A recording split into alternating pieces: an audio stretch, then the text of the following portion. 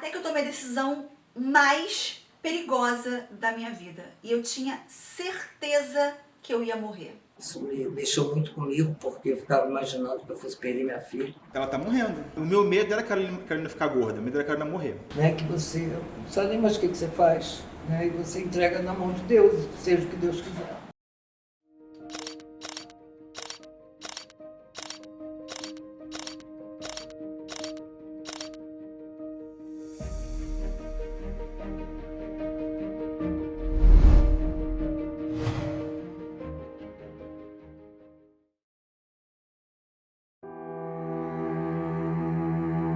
Antes de chegar nos meus 147 quilos, eu acho importante contar tudo que eu fiz. Ela fazendo dieta, parou de comer totalmente. Ela, não, tem que emagrecer. E aí entrou a diretora para dar um aviso na turma. Era uma mesa, estavam nós dois juntos aqui, a diretora lá na frente falando. De repente o estômago da Carol fez... Aí a diretora, olha só menina, se você quiser falar, você levanta a mão. Não é pra falar assim, não. E a gente não conseguia, assim, a gente entrou numa crise de riso tão assustadora. E ela começou a ficar muito puta com a gente. A gente não conseguia falar que foi o estômago da Carol, a gente só ficava rindo. Eu falei, cara, que merda. A gente não fez nada, sabe? E aí ela entrava umas dietas muito loucas no colégio, aí foi foda. Eu peguei esse período todo maluco aí, né, do estômago roncando. Da época, na hora do lanche, aí enrolado de presunto e queijo que a gente comia. E eu lembro que a Carol, não, hoje eu não vou comer. Ela sempre tinha uma de nós que tinha que emagrecer muito rápido pra algum evento. Eu fazia dieta da sopa, eu frequentava grupos de emagrecimento e nessa época a marca Carol Feira estava crescendo. E chegou aquele momento onde eu, uns anos atrás, dizia, quando eu estiver com dinheiro, eu consigo emagrecer. Quando eu começar a ter dinheiro, vai ser mais fácil emagrecer. E chegou esse momento do ter dinheiro. Mas e aí? Carol Ferreira continuava engordando, Carol Ferreira não conseguia emagrecer, apesar de estar vivendo uma vida financeira muito melhor do que ela vivia antes. Mas não andava pra frente, sabe? Não acontecia o emagrecimento. E eu comecei a fazer análise, eu fui psicóloga, eu fui psiquiatra, me receitaram antidepressivo, porque eu tava realmente vivendo uma vida depressiva, eu tava muito triste, me isolando, angustiada, mas o antidepressivo, para controlar a minha ansiedade, me deixava muito apática. E eu definitivamente não queria tomar antidepressivo. E eu conversei com o psiquiatra e falei, não quero tomar antidepressivo. E, de fato, eu não tomei. Me matriculei na melhor academia do Rio de Janeiro, eu pagava personal. Chegou uma fase da vida onde a gente não fazia mais feiras pela cidade. Então, depois de 12 anos trabalhando de domingo a domingo, sem um dia de descanso, porque a gente abria a loja, fechava a loja, final de semana fazia feiras, Babilônia, tinha Top Fashion Bazar, enfim. Chegou também um momento da vida que eu dizia, quando eu tiver mais tempo, vou conseguir emagrecer. E eu, de fato, passei a ter mais tempo. Eu comecei a frequentar os comedores compulsivos anônimos. Era uma cartada que eu não tinha dado ainda. E as reuniões, elas me angustiavam mais, porque eu começava a ouvir histórias de pessoas que viviam dramas e viviam situações muito parecidas com a minha e aquilo me deixava mais angustiada. Então, eu saía dali, eu queria comer. Então, eu saía dali, eu comia mais e continuava sempre buscando um novo caminho, uma nova forma. Eu precisava entender como mudar aquela situação que não me deixava feliz. E eu não conseguia emagrecer.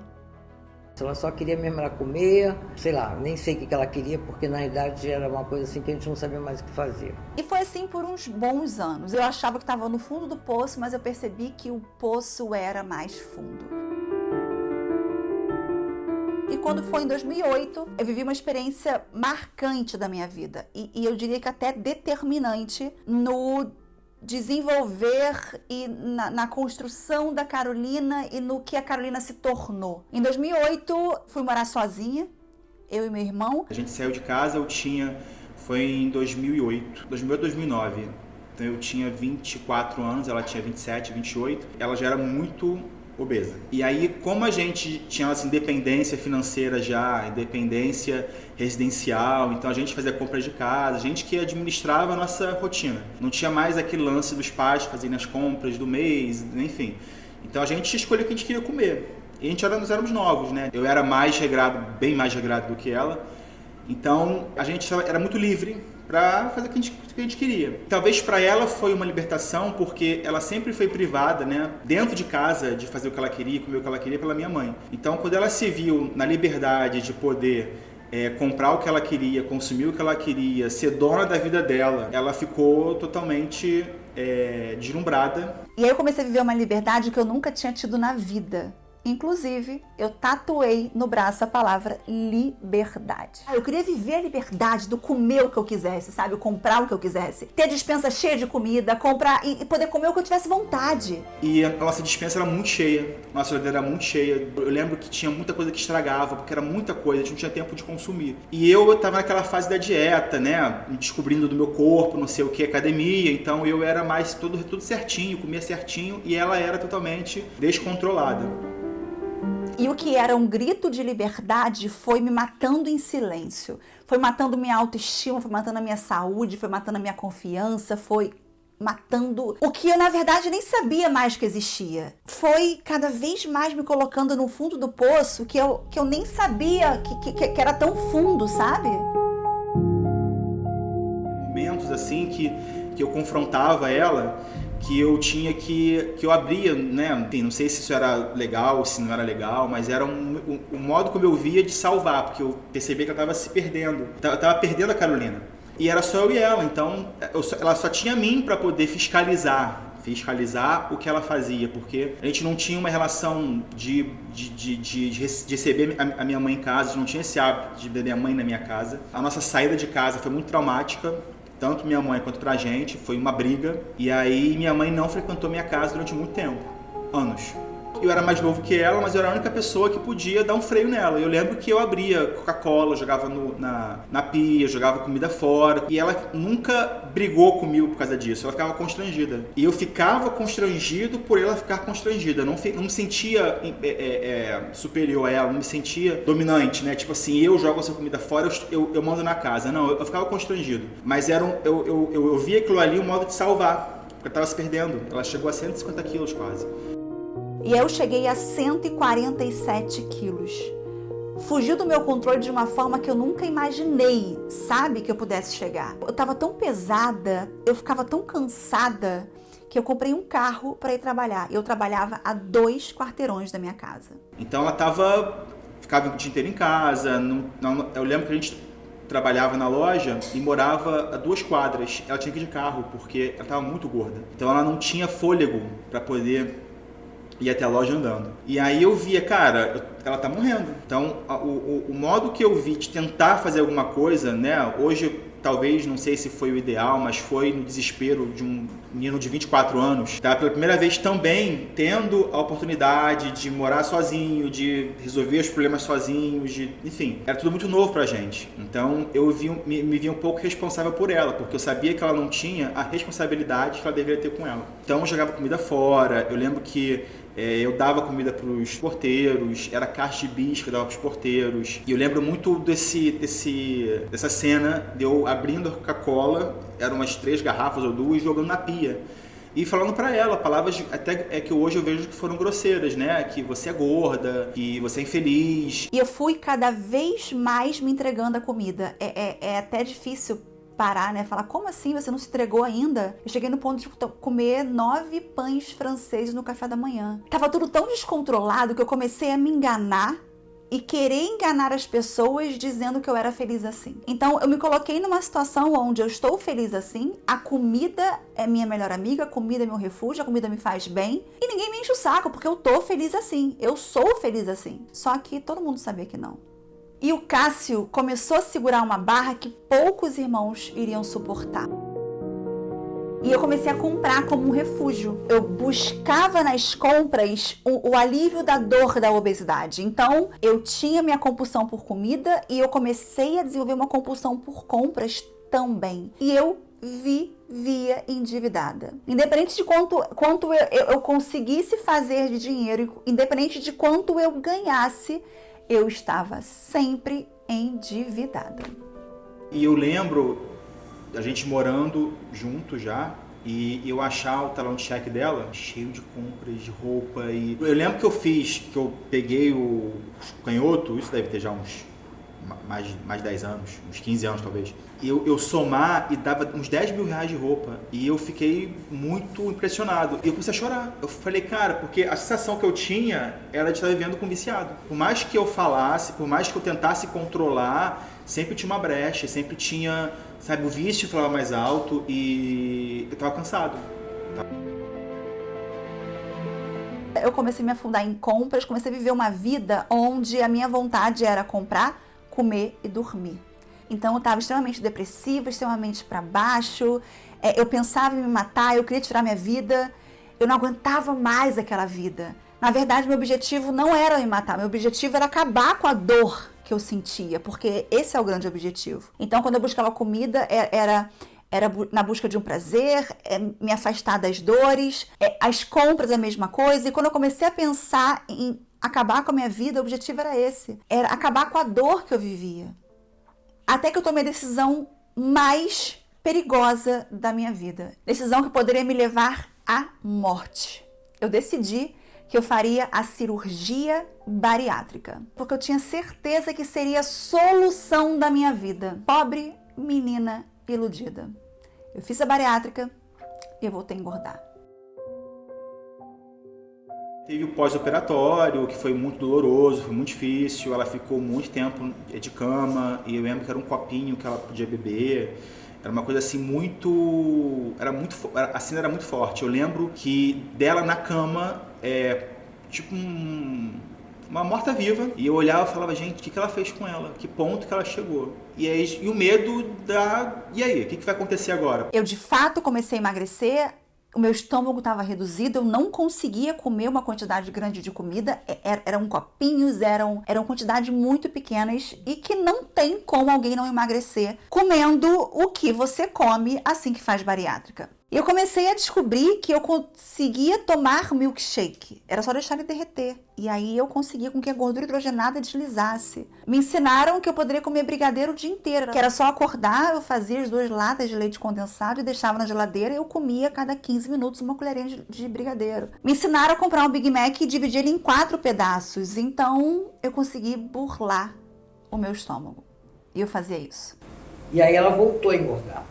Quando ela voltou a engordar, eu falei, acabou. Pra mim tinha acabado, caminho tinha acabado tudo, entendeu? Porque ela não aceitava porque tem pessoas obesas que se aceitam obesas, né? Que não era o caso dela. Ela não acreditava que ela podia voltar ao que era antes. Pegando confiança de que ela ia comer e não ia engordar, porque no primeiro momento ela não estava engordando, porque estava com o estômago pequeno, só que o estômago foi dilatando. Então ela foi cada vez mais comendo mais, até onde ela conseguia, né, ingerir. E aí foi dilatando o estômago. Com o tempo ela voltou a engordar. Óbvio que acontecia isso. Então todos os medos da Carolina gorda voltou com a Carolina naquele processo de engordar novamente. Eu comecei a ver que as estatísticas de reganho de peso pós-cirurgia eram assustadoras. O Hospital das Clínicas da USP acompanhou por 5 anos um grupo de 24 pessoas que fizeram cirurgia bariátrica. E depois de 5 anos, 12 pessoas das 24 que estavam sendo acompanhadas voltaram para o peso inicial. E por que se volta para o peso inicial? Mentalidade. Falta de controle emocional, falta de gestão emocional. Não saber lidar com as suas emoções, regular as suas emoções. E era exatamente esse o meu problema. Então eu voltei a esconder comida, eu voltei a comer escondido, porque eu tinha chegado num ponto que eu falava, meu Deus, eu fiz a cirurgia bariátrica. Eu cheguei no nível do não tenho mais o que fazer. E eu tô voltando a engordar. Eu já tinha meio que entregue os pontos, né? O meu medo era a Carolina ficar gorda, o medo era a Carolina morrer. Ela podia ficar gorda, mas viva. Porque eu não tinha pra mim que ela não ia emagrecer nunca. Óbvio que eu não falava isso pra ela, porque é muito forte se falar que uma pessoa quer emagrecer, que ela não vai emagrecer nunca, mas eu tinha consciência, eu tinha no meu íntimo que a Carolina ia ser gorda. Até que era um sábado.